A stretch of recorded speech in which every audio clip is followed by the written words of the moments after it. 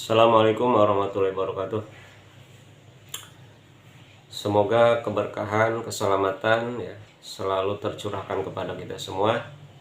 Kesadaran di hati atas besarnya nikmat Allah selalu terhujam, dan kesadaran di hati bahwa sesungguhnya nikmat Allah jauh lebih besar daripada masalah dan ujian yang sedang kita hadapi.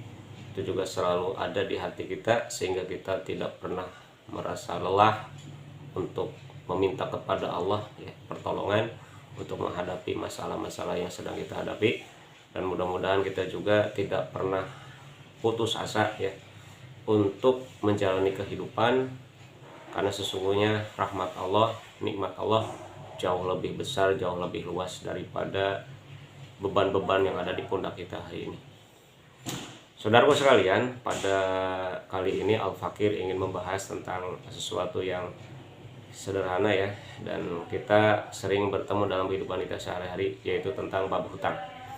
Pertama, saya ingin menyampaikan bahwa ada 3 mayit yang Rasulullah dilarang menyolati mayit ini. Yang pertama, mayit orang musyrik, sebagaimana Rasulullah tidak menyolati, tidak mau ngurusi mayit pamannya yaitu Abu Thalib. Kenapa? Karena dia mati dalam keadaan musyrik. Yang kedua, Rasul dilarang menyolati orang-orang yang munafik ketika mati ya.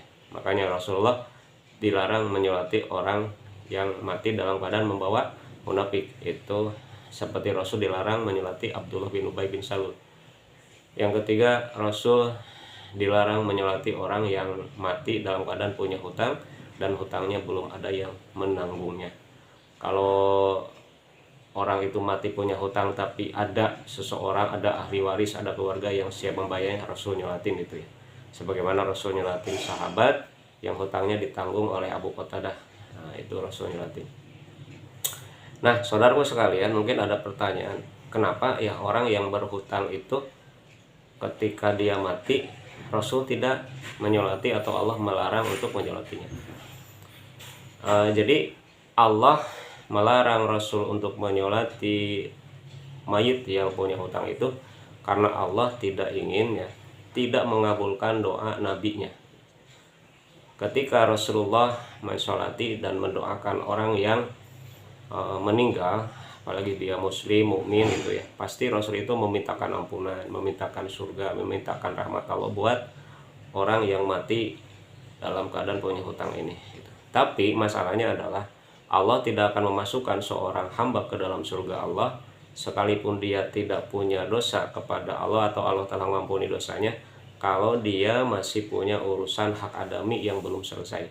Jadi Allah tidak akan memasukkan seseorang ke dalam surga Allah sekalipun urusan dia sama Allah udah beres, kalau urusan dia sama sesama manusia belum beres. Nah, jadi orang yang meninggal dalam keadaan punya hutang, sekalipun dia matinya syahid itu ya, matinya dalam keadaan membela agama Allah, maka kesyahidannya tidak bisa membuat dia masuk surga selama hutangnya belum diselesaikan, belum dibayar. Ya gitu. Kenapa? Karena hutang itu urusannya adalah hak adami. Sementara syahid itu adalah satu kedudukan di mana dengan itu dia layak masuk surga. Tapi tadi ya, orang tidak akan masuk surga sampai urusan hak adaminya beres. Nah, saudaraku sekalian, jadi kalau begitu hutang itu bukan urusan sepele, bukan gitu ya. Makanya orang yang berhutang, kalau dia mati dan hutangnya belum ada yang melunasinya dan belum ada yang menanggungnya, sekalipun dia dapat pahala syahid ya, dia tidak bisa masuk surga. Karena tadi ya, Allah tidak akan memasukkan seseorang ke dalam surganya meskipun dia mendapatkan ampunan Allah kalau hak adaminya belum selesai. Saudaraku sekalian, selanjutnya adalah saya ingin menyampaikan beberapa pesan ya terkait masalah hutang.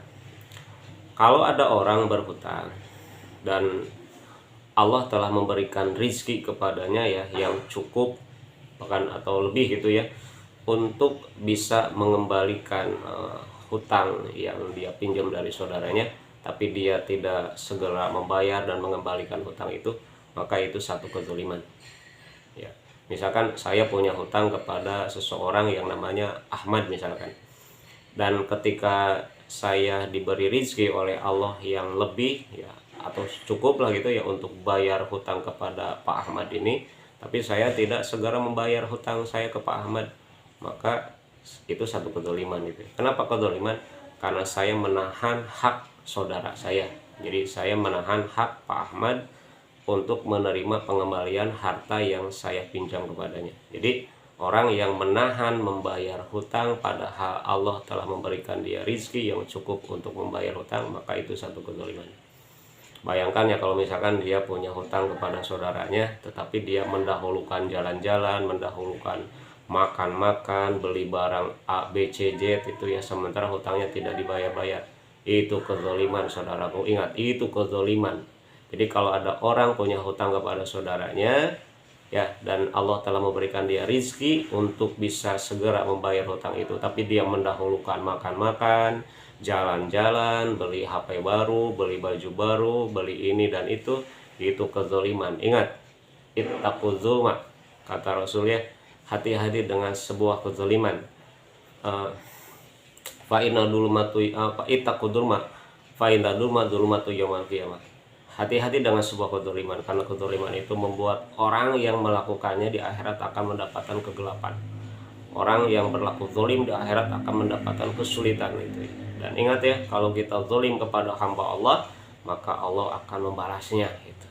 Jadi kalau kita punya hutang, kita mampu untuk mengembalikan hutang itu karena Allah telah memberikan kita rizki yang cukup untuk mengembalikan hutang itu, tapi kita tidak segera mengembalikan, itu satu buah kezaliman. Yang kedua, orang yang minjam atau berhutang ya, terus ketika dia berhutang misalkan ya sampai nangis-nangis minta dikasihani gitu ya, sampai sedih-sedih gitu ya, memasang mimik muka yang menyedihkan gitu ya supaya diberikan pinjaman. Tapi setelah saudaranya memberikan pinjaman kepadanya, dia melupakan hutang itu, bahkan ketika ditagih marah-marah. Ini juga satu kezaliman. Saudaraku, tolong ya akal dan hatinya dipakai kalau kita merasa manusia. Bisa jadi ya ketika kita misalkan minjam kepada saudara kita itu, dia memberikan pinjaman kepada kita itu, bisa jadi bukan karena dia punya uang yang banyak. Bisa jadi uang yang dipinjamkan itu adalah tabungan masa depan buat anaknya ya itu.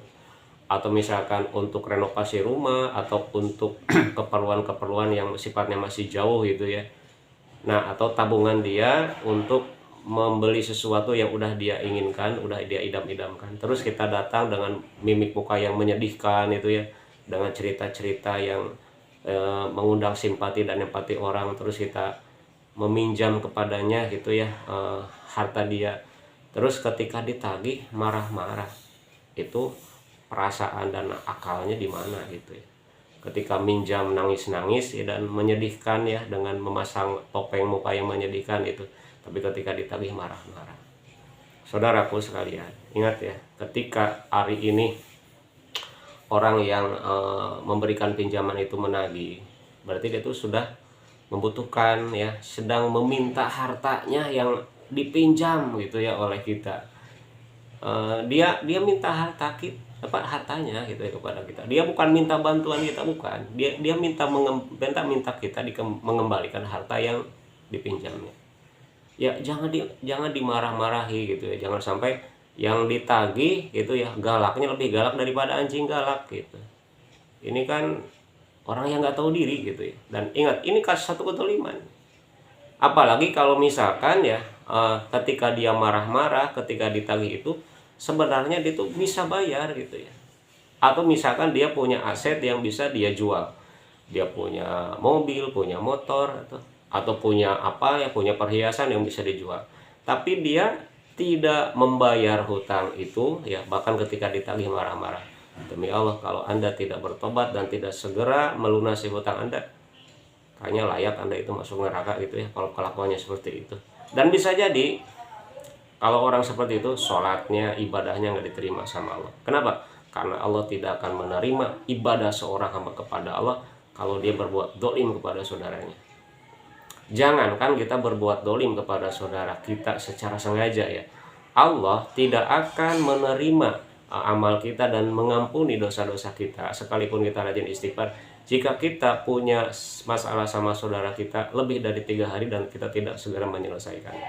Apalagi ini urusan hutang gitu ya. Jadi ingat saudaraku, Kalau misalkan kita minjam uang ya, terus kita pas ditagih marah-marah, itu ya lebih galak daripada anjing galak, padahal kita bisa membayar dan Allah memberikan kita rizki kepada kita untuk membayar hutang. Itu adalah satu kezaliman ya, ingat itu satu kezaliman. Jadi jangan menyepelekan urusan hutang ya, sekali lagi jangan menyepelekan urusan hutang ya. Mungkin hanya seperti ini ya yang bisa saya bahas, dan mungkin hanya ini yang bisa saya sampaikan. Jika ada kebaikan itu pasti datang dari Allah, dan jika ada yang salah itu karena keterbatasan ilmu yang mudah-mudahan Allah memaafkannya. Sekian dari saya, Rukalam. Assalamualaikum warahmatullahi wabarakatuh.